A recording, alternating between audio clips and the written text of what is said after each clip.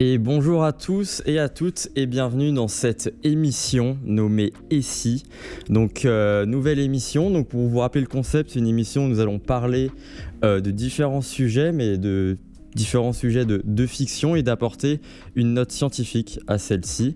Donc sans plus tarder, je vous laisse découvrir nos thématiques d'émission avec cette petite capsule. Tout de suite.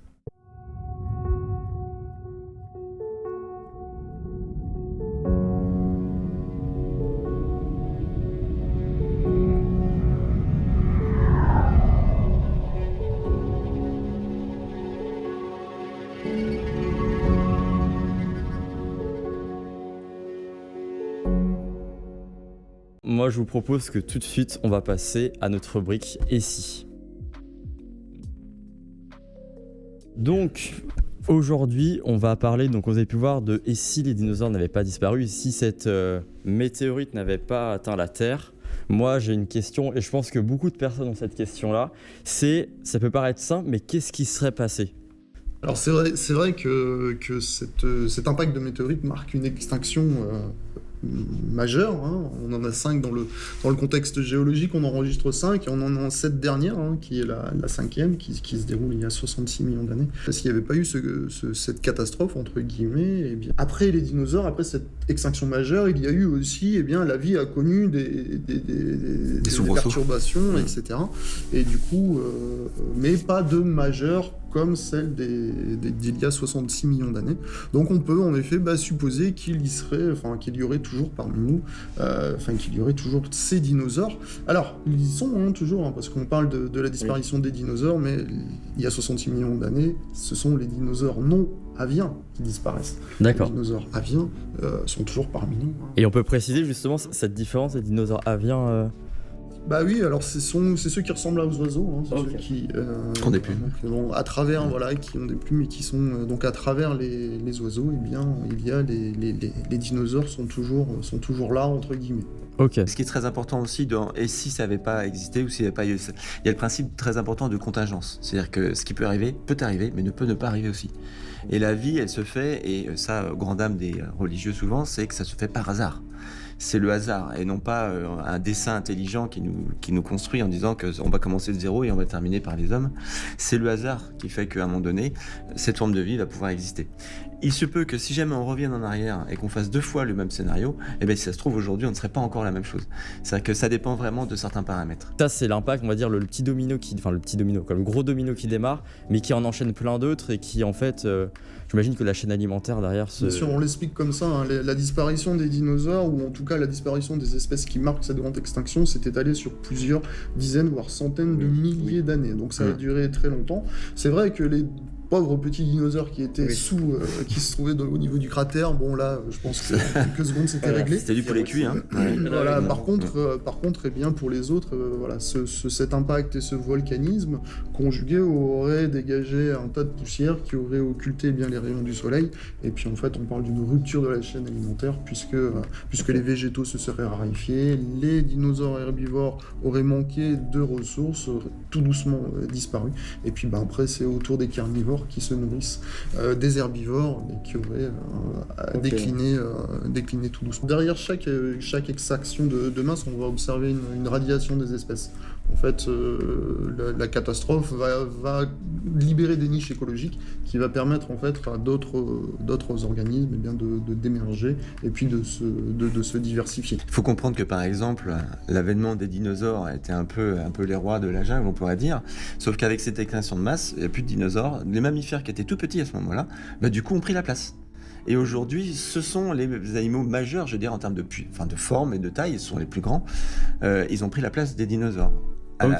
Mais on est toujours dans le sensationnalisme parce que, dinosaures disparus avec la météorite, mais il faut revenir à 250 millions d'années avant, où là c'était encore beaucoup plus cataclysmique et pourtant il n'y avait pas.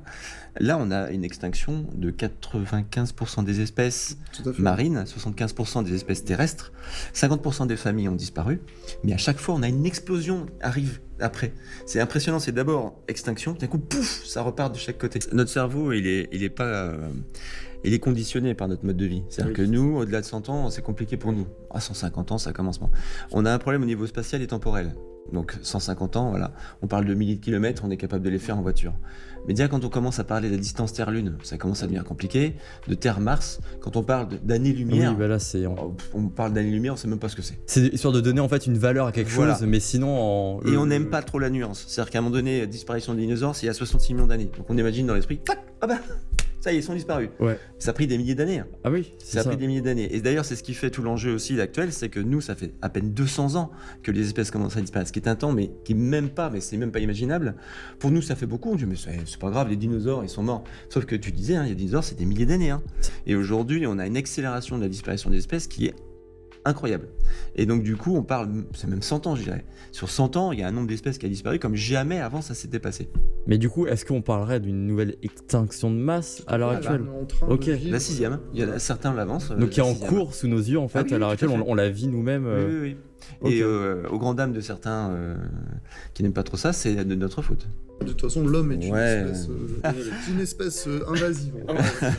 Peut-être, ouais. Moi, j'aimerais avoir votre avis sur, par exemple, si on reprend un peu le scénario Jurassic Park, si aujourd'hui les dinosaures revenaient à la vie et on les relâcherait dans la nature ou quoi, d'un point de vue, par exemple, biologie, d'un point de vue même humain, comment ça se passerait en fait? Ah bah, déjà, voilà, chaque individu est intimement Il lié. en faudrait pas mal. Ah là oui, là, je suis d'accord. Mais un peu à notre image, un peu l'image de l'homme.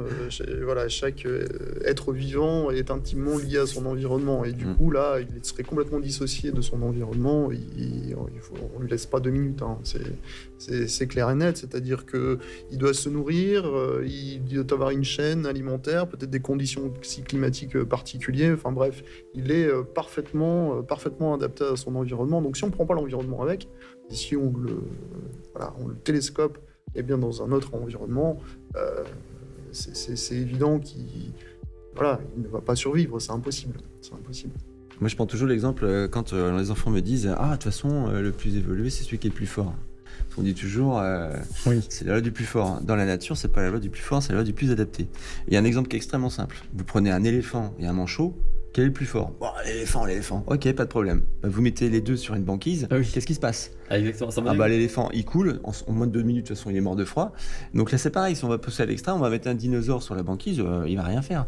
Mais en plus, quand on parle de biologie, d'écologie, on parle de population et d'espèces. C'est-à-dire que si jamais vous mettez juste un couple de dinosaures, alors au pire, ils vont survivre. Mais ça va durer quoi? Ils vont vivre 50 ans? Après, ils vont à peine avoir de quoi se reproduire. De toute façon, ça va pas durer très longtemps. En plus, avec les hommes maintenant qui mettront ça dans des eaux, faut imaginer ça aussi. Oui. Si on veut pousser la pop culture au maximum, là on va faire des stars de cinéma, donc ils vont commencer à prendre de l'embonpoint parce qu'on va les nourrir un peu trop, et puis voilà. Et puis. Oui, ça peut aller très loin. Non, mais je veux dire, je plaisante là-dessus, mais moi je donne pas cher de leur vie, ça c'est clair aujourd'hui. Il y a beaucoup de gens avec Jurassic Park qui pensent que on peut faire revivre un dinosaure juste avec l'ambre, parce qu'il y a eu des ambres avec des moustiques qui ont été découverts. Et beaucoup de gens sont en mode, si on a l'ambre et tout, pourquoi on fait pas comme dans Jurassic Park? On plante une piqûre là-dedans, on récupère le sang, et ça y est, on a un nouveau Jurassic Park en réalité. Pourquoi ça, c'est pas possible et c'est complètement de la fiction? Il faut voir après la durée de vie de l'ADN. Parce que là, l'ambre, on passe quand même des milliers d'années dans l'ambre. Enfin, les animaux qui sont... si jamais ce sont des moustiques qui arrivent de l'époque où il y avait des dinosaures, donc on parle quand même de 150 millions d'années, 200 millions d'années. L'ADN, je suis pas sûr qu'elle survive là-dedans. Donc tout ça va rester statique, ça va pas bouger, mais après, rien ne dit que c'est pas à l'intérieur, c'est déstructuré. Ça, je serais incapable de vous le dire. Il y a eu, je pense, à mon avis, des études là-dessus quand même. Il y a eu des choses qui ont été faites parce que, faut bien imaginer qu'on ait dû tenter la chose quand même, malgré tout. Mais ça me paraît quand même très difficile. On va vous donner de la pâte à modeler, donc Allez. tout simplement. Et je vais vous demander de faire votre dinosaure ou voilà votre dinosaure. Ah oui, carrément, avec... Ah bah là c'est vraiment important. Ah ouais, ça c'est bon. On a ça. regardé que vous pouvez la manger, c'est du blé, mais on va pas la manger quand même, c'est pas recommandé. On va faire... Mais l'idée c'est que vous fassiez votre voilà. Bon, je sais que c'est peut-être compliqué à faire. Notre dinosaure. Voilà, mais votre dinosaure préféré ou Il n'y a pas de après vous verre. nous pour racontez faire une anecdote dessus, peu On aurait importe. pu faire Denver. Ouais. Il n'y avait pas de Denver dans le... Est-ce qu'il y a des actualités vous, parce que ça bouge énormément la paléontologie et la zoologie. Est-ce que vous avez des actualités que vous voulez parler en ce moment? Que que vous avez remarqué ou vous avez fait une petite découverte récente, vous voulez partager? Oui, quelque chose de paléontologie là. Ils viennent de découvrir l'organisme le plus ancien, l'organisme photosynthétique D'accord. de 1,7 milliard d'années à peu près. C'est-à-dire que c'est une cellule, alors je ne sais pas si on peut appeler ça une bactérie, en tout cas c'était une cellule où ils ont découvert tous les organites qui étaient possibles, en tout cas que l'on trouve aujourd'hui chez les végétaux. C'est-à-dire qu'on a trouvé des thylakoïdes, c'est des petits organites qu'on trouve dans les cellules et qui justement sont liés à la photosynthèse. Donc ça serait le plus vieil organisme photosynthétique découvert sur Terre. Et j'ai une petite question un peu particulière de Julien de Saint-Foll, donc dans le chat, donc là c'est en direct, et qui me demande quel goût avait la viande de dinosaure. Du poulet. Du poulet. Viande blanche ou rouge déjà? Viande... Il y a certains chercheurs qui disaient que, parce qu'on dit que souvent ce sont des poikilothermes, c'est-à-dire que c'est des animaux à sang froid, certains disaient qu'ils étaient tellement gros pour certains qu'ils devaient quand même malgré tout avoir une production de chaleur. Donc on s'éloigne un petit peu de l'image du reptile, alors j'aime pas trop ce terme parce que ça n'existe plus, mais du reptile comme du crocodile, qui ont un sang froid. Ouais. Or les oiseaux ont le sang chaud. Voilà. Donc, et on vient de découvrir, on vous l'a dit, que les oiseaux font partie de ce groupe qui sont maintenant les sauropsides, sous le contrôle de mon collègue. Les sauropsides, ce grand groupe, du coup, on a inclus les tortues, les lézards, les serpents, les crocodiles et les oiseaux. Voilà. Okay, donc certains disent les dinosaures auraient pu avoir le sang chaud. Et ça, aujourd'hui, je crois pas qu'on soit capable de le dire. Non. Il y a aucune preuve qui permet de dire si c'était de sang chaud ou sang froid. J'ai une question de Louis Maury qui dit: comment vous est venu le goût des dinosaures ou de cette ère-là, en fait, de vous intéresser à ce milieu-là? Parce que c'est le goût de poulet, c'est ça. Exactement, on y revient finalement. Le chicken, là c'est bon. Hein. On y revient. Mais oui, il y a quelque chose qui vous a... C'est venu naturellement, c'est venu comme ça, vous êtes... Alors moi, c'était vraiment, faut voir le gamin de 10 ans, quoi. Gamin de 10 ans qui fabule devant les petites figurines de dinosaures, un monde incroyable. Et petit à petit, je m'en suis éloigné pour plutôt aller sur le vivant, c'est-à-dire que ce qui existe dehors. C'est-à-dire que je laisse de côté les petites figurines et je me rends compte que dehors, il y a des trucs qui sont tout aussi fabuleuses. Là, on est dans l'ordre de l'imagination, alors que de l'autre côté, on est dans l'ordre de l'éveillement par rapport à ce qui est devant nous. C'est ça. Et là, je me disais, on suffit de sortir à la maison et pas forcément d'aller dans les tropiques. Hein. Chez nous, il y a des choses qui sont formidables. Ça, au lieu de s'intéresser à des choses forcément qui mais c'est très bien. Mais il faut aussi s'ouvrir sur ce qu'il y a sous nos yeux, en fait, et qu'on peut bien étudier pour le coup, parce que là, ils sont vivants. Et ce qui m'interroge aussi, c'est pourquoi est-ce que nous parlons des dinosaures? Qui nous a imposé cette vision, alors que les trilobites, qui ont disparu bien avant, sont super intéressants aussi. Les ammonites, il y a des choses qui sont très intéressantes. Et on n'en parle pas. On parle des dinosaures parce que, comme je vous disais, sensationnalisme, c'est grand, ça a des dents, et on imagine que ça crie alors que ça crie même pas, si ça se trouve. On s'approche plus du scénario de film que d'une réalité on est là-dedans. biologique. Mais en même temps, c'est plaisant. Je veux dire, quand on est gamin, c'est sympa d'avoir ça. Et il faut juste prendre le recul par rapport à ça. Exactement. Se dire que c'est pas tout à fait la réalité et on fabule beaucoup. L'idée c'est pas non plus de briser tous vos rêves et ça, mais juste d'en mettre un peu de contexte et aussi avoir du recul à la fois sur le vivant, sur le passé et aussi on a repassé assez rapidement aussi, mais sur le contexte actuel. Donc cette 6ème extinction de masse qu'on est aussi en train de vivre, donc qui est pas. En fait, la question c'est surtout pour nos fesses, quoi. C'est, on l'a bien vu, hein, la vie, elle va continuer, elle va perdurer. Hein. C'est ça. Même s'il y a un cataclysme, même cataclysme nucléaire, il y aura encore de la vie. J'ai mon grand-père qui à l'époque avait réussi à trouver ça dans un champ. Bon, j'aurais une petite idée de ce que c'est, mais il l'avait trouvé en labourant en champ, donc il y a à peu près 85 ans, il me semble. C'est un petit... il a essayé de faire comme il peut pour enlever la pierre. Mais c'est... si tu vois pas la caméra, je sais pas si tu peux... Attends, on va me lever comme ça. Hop. Clac. C'est un cerveau de dinosaure, ça, non? Ça, c'est un cerveau, c'est ce qu'on m'a dit. C'était... c'est ça, c'est un cerveau de dinosaure. Un T-Rex, normalement. Ouais. Alors, c'est quoi, Denis? Donc, une ammonite, hein, l'emblème de la paléontologie. C'est ça. Voilà, donc là, c'est... On est sur un... Voilà, on a l'ornementation, mais en fait, c'est l'empreinte. Dépêche-toi parce que c'est lourd. Hein.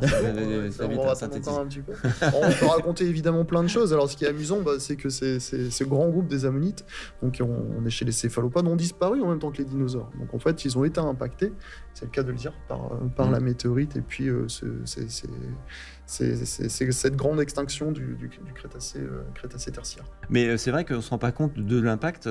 Là, il y a une étude allemande qui est apparue, je ne sais plus, il y a 3-4 ans, qui a dit qu'on ne parle pas des nombres d'espèces, mais du volume de la masse. 75% de la masse des insectes a disparu. C'est pour ça que, par exemple, sur votre pare-brise en été, quand vous roulez, la nuit, vous n'avez plus d'insectes. C'est-à-dire qu'on ne parle pas de nombre d'espèces, c'est-à-dire qu'à un moment donné, vous avez un nombre incroyable d'insectes, mais 75% a disparu. Il ne reste plus Ouais, que c'est énorme. 25%. C'est que non seulement on a des espèces qui disparaissent, mais dans ces espèces, leur effectif est en train de diminuer.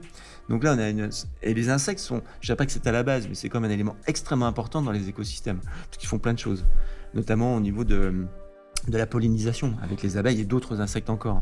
Également aussi pour le recyclage de la matière, enfin tous ces genres de choses. Et oui, il faudrait beaucoup de pédagogie et de médiation pour faire comprendre aux gens. Parce que les recherches, elles sont là, il y a un peu d'argent, mais c'est surtout faire comprendre aux gens que c'est très important. Donc pour terminer, parce que là on va arriver à la fin de l'émission, je vous propose de présenter vos créations. Est-ce que tu peux nous expliquer ce que c'est et pourquoi tu... C'est un... C'est- Oui, oui. mais tu l'as bien compris. Tout à fait. Oui, un mélange de dinosaures avec des plaques osseuses et puis une queue qui, on ne sait pas pourquoi, est extrêmement longue et d'une couleur différente. Et bicolore. J'aime bien le bicolore comme les chewing-gums Bigou. Moi j'aime bien, c'est pour ça. Donc, Et non, mais c'est totalement fantaisiste. Hein. Et toi Denis, je sais pas si on... Moi j'ai tenté le très ouais, célèbre et magnifique, très connu, on le reconnaît bien en plus. Ah ouais, Ouais. Ouais, tu pour le verras, coup, ouais. pas mal. Tac. Les deux sont très bien. Moi, Ouais. j'apprécie. C'est pas le même registre. C'est l'iguanodon, mythique. Alors pourquoi Ouais. je l'ai fait, c'est parce qu'on le connaît bien encore une fois, et puis c'est son histoire aussi qui est un peu fabuleuse. Et puis en fait moi voilà, j'ai étudié les plantes et du Carbonifère, donc on est bien avant les dinosaures.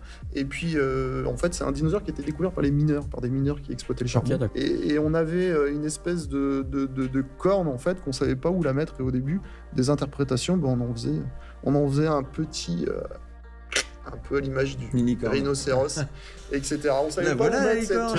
voilà. Bah, tiens, tu l'as. En fait, Et puis après, bien les découvertes à Vernissart, nous ont montré que c'était pas du tout ça. C'était de l'arrière. C'était voilà. Ah, il des était- griffes. Ouais, exactement. Ah, la Il était armé sur son pouce d'une grande Griffe, hein.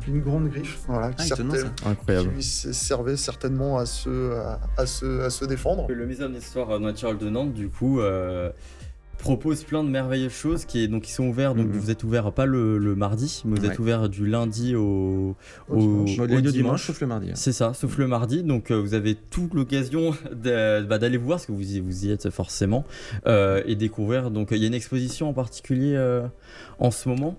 Eh bien, Océan vient de se terminer et bientôt on va ouvrir Trésor et biodiversité. Donc là, c'est une exposition qui va montrer nos collections et une grande partie de collection qui est rarement montrée. D'accord. Parce qu'on a ok. énormément d'objets dans nos réserves, mais tellement qu'on peut pas les montrer, parce qu'en plus ça dépend des thèmes. Et là, le thème, c'est de montrer nos collections. Ok, oui, Voilà. comme quoi. Trésor Là, et c'est biodiversité. open. Ouais. Bah, et c'est à partir de quand 24 février. 24 février, et ben Mhm. voilà, vous savez, on va le remettre après en description. Le 24 février, donc au Muséum d'histoire naturelle de Nantes, plein de belles choses en Ah exclusivité ouais, ouais. à découvrir directement. Et si vous y serez, donc potentiellement avoir un dialogue aussi En semaine, oui. en semaine, oui. donc voilà, bah, merci beaucoup, à la prochaine et restez, suivez nos réseaux et vous serez tenus au courant de tout ça. Merci et Merci à vous. bonne journée, Au tout revoir. simplement.